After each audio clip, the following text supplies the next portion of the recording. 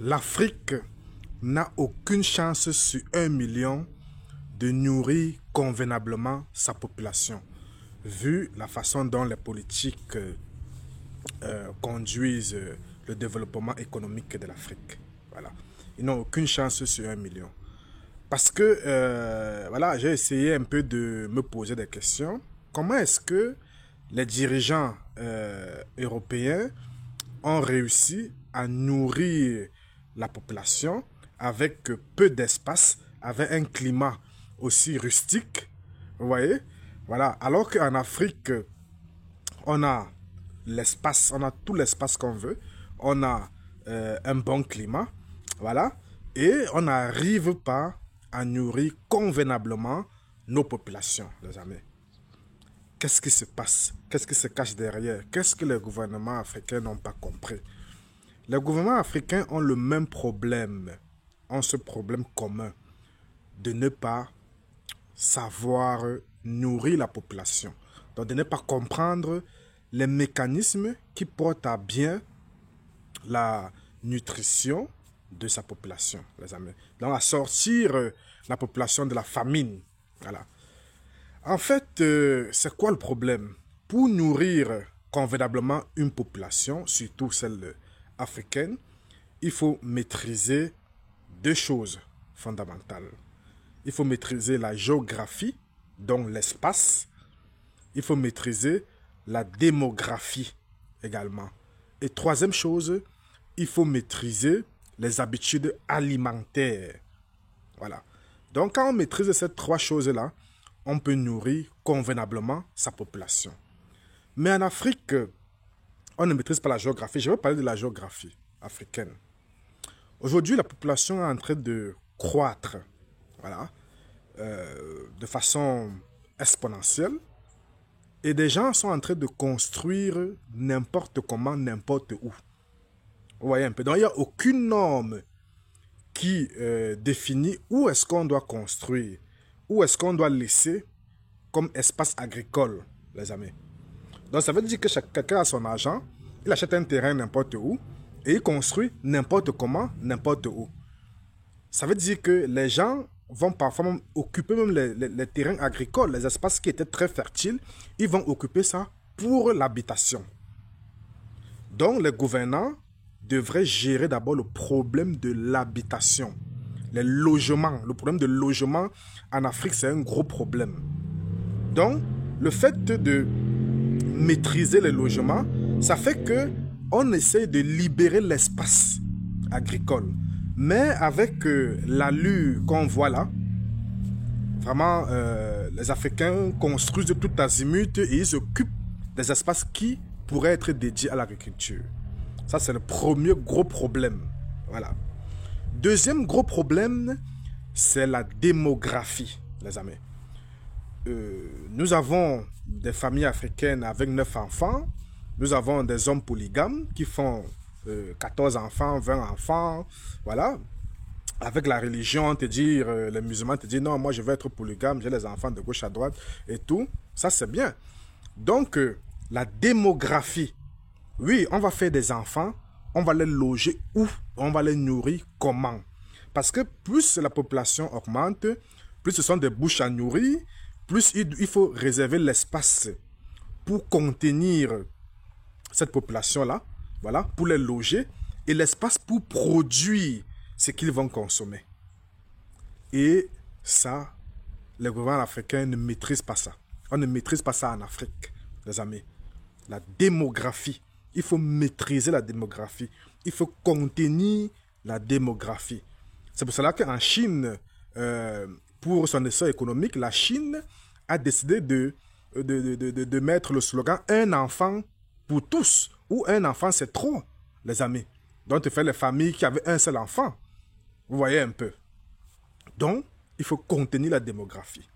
Voilà.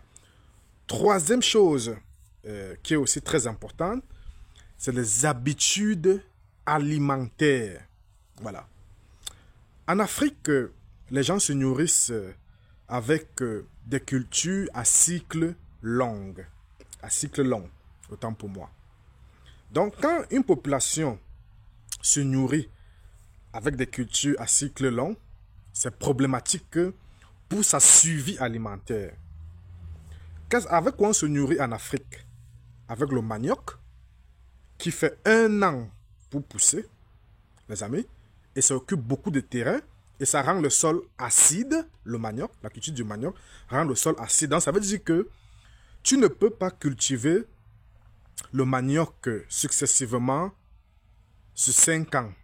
Donc ça veut dire qu'à un moment donné, il faut que tu laisses le sol en jachère et tout, avant de continuer peut-être 1 an ou 2 ans après. Sinon, ça va acidifier le sol, la culture du manioc. Voilà. Deuxième chose, deuxième aliment, c'est l'igname. L'igname en Afrique, c'est les gens, ça fait 1 an pour pousser. Vous voyez un peu. On a l'igname. Autre chose, on a la banane plantain. Donc on a la banane, on a le plantain. Le plantain, ça fait aussi 1 an. Donc des cultures à cycle long qu'on utilise comme patrimoine alimentaire et pour nourrir une population qui croît de jour en jour. Où est-ce qu'on va trouver l'espace, voilà, pour cultiver tout ça et nourrir cette population qui croît de jour en jour de façon exponentielle? Il n'y aura pas l'espace puisqu'on ne maîtrise pas la gestion de l'espace. Vous voyez? Et il n'y a pas la science, la recherche derrière, les amis, qui fait de telle sorte que, voilà, on puisse raccourcir le cycle de ces cultures-là.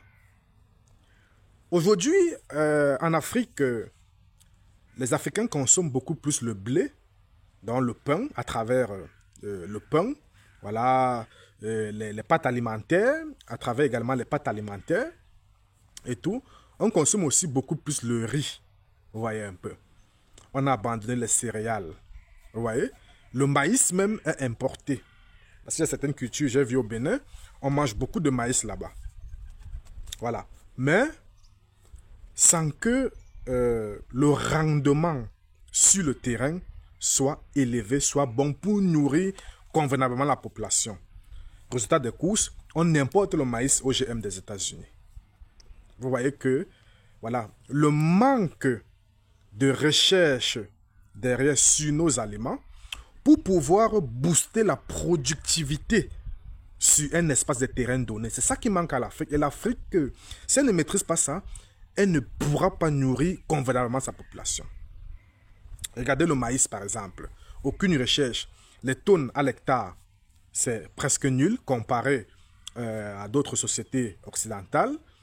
Le mil que mangent certaines populations de l'Afrique, la population musulmane par exemple, le mil, le sorgho, et tout, les résultats, les rendements à l'hectare sont dérisoires. Donc ça veut dire qu'il leur faut beaucoup plus de terrain pour avoir un rendement élevé. Alors que les terrains sont en train de, les espaces de terrain sont en train de se diminuer, sont en train de se réduire, les amis, vu que la population augmente, on fait beaucoup d'enfants et tout, on occupe beaucoup d'espace pour se loger. Vous voyez un peu? Et voilà. Et après, résultat des courses, les terrains agricoles se font de plus en plus rares, les amis, sans que l'État ne maîtrise ça. Vous voyez? Donc, sans recherche, on ne peut pas avancer. On ne peut pas avancer. Et sans contrôle de la démographie, de la géographie, de l'espace, on ne peut pas avancer. Donc, les gouvernements africains doivent de toute urgence gérer le problème de logement. Donc, dire que n'importe qui ne peut pas construire n'importe comment. N'importe qui ne peut pas avoir un titre foncier, ne peut pas acheter un terrain et construire n'importe comment. Il faut des normes d'urbanisation, il faut des normes de construction. Ou alors, étant donné que l'Afrique est pauvre, l'État doit prendre sur lui de construire les logements selon des standards, selon un modèle pour loger les gens à l'intérieur. Vous voyez un peu. Peut-être à bas prix, à loyer modéré. Donc, un gouvernement doit de toute urgence gérer ce problème de logement-là pour contenir les gens. Et empêcher que les gens aient des titres fonciers, empêcher que des gens construisent n'importe comment. Parce qu'il faut libérer l'espace, mes amis. Les espaces agricoles se réduisent en Afrique deviennent de plus en plus rares, il faut aller très très loin, dans les forêts et tout, et qui vont aussi, voilà, s'occuper. Si on laisse ça comme ça, si on laisse ce désordre-là, voilà. Autre chose, je trouve que les gouvernants africains doivent même supplanter des cultures longues. Donc ça veut dire que on doit favoriser la recherche du maïs, par exemple, de produire, d'avoir une grosse productivité sur le maïs, favoriser les laboratoires de semences en Afrique. On doit faire de telle sorte que les jeunes dans les universités, dans des écoles et tout, puissent fabriquer, puissent synthétiser eux-mêmes les semences à haut rendement. Que on va utiliser juste une petite parcelle de terrain pour avoir beaucoup de rendement. Donc, il manque à l'Afrique le problème de productivité ou alors de compétitivité. C'est ça qui crée le plus gros problème. Et les Africains ont faim, les amis. Il y a un gros problème de famine en Afrique. Et ce qui fait que le gouvernement importe beaucoup plus des choses étrangères, des aliments étrangers comme le riz, comme les pâtes alimentaires, voilà. Et ça crée certains problèmes de santé. Donc, pour moi, je préférais même que les gouvernants africains essayent de former les enfants, ou bien d'envoyer des jeunes dans des universités en Europe, en Chine et tout, pour se former comment on produit le blé, comment on essaie de produire des semences améliorées de blé, et essayer d'expérimenter ça en Afrique pour voir comment on peut utiliser, développer la culture du blé en Afrique. Voilà. Même également les pommes de terre, les amis. Les Européens ont résolu le problème de famine. Pourquoi? Parce qu'ils ont géré le problème de logement. Voilà. Ils ont géré le problème de compétitivité. Et puis, qu'est-ce qu'ils ont fait? Ils ont mis 2 aliments au haut de l'échelle, au Panthéon, qu'on utilise beaucoup plus dans tout. Les 2 aliments, c'est quoi? C'est le blé et les pommes de terre. Et quand vous partez observer les 2 aliments, vous voyez que, la rentabilité est élevée, le rendement est élevé sur l'hectare de terrain. Et de 2, on utilise ça pour faire des sous-produits, les amis. Le blé, on utilise le blé pour faire les pâtes alimentaires, on utilise le blé pour faire beaucoup de choses. Vous voyez, pour faire des gâteaux, pour faire la pâtisserie, ça entre dans beaucoup d'aliments en Europe. C'est pour cela que tout tourne autour du blé en Occident. Vous voyez? Deuxième aliment, c'est les pommes de terre. On utilise les pommes de terre pour consommer, on utilise les pommes frites, on utilise les pommes de terre, les purées de pommes de terre pour faire beaucoup de choses. Et ça va vite. Donc ça veut dire qu'on prend 2 aliments que l'on essaie de transformer en beaucoup de sous-produits. Donc 1, ça nourrit la population. 2, ça crée de la richesse, les amis, avec la transformation. Alors qu'en Afrique, on n'a pas de rendement, et de 2, il n'y a pas de transformation. Ça crée un gros problème.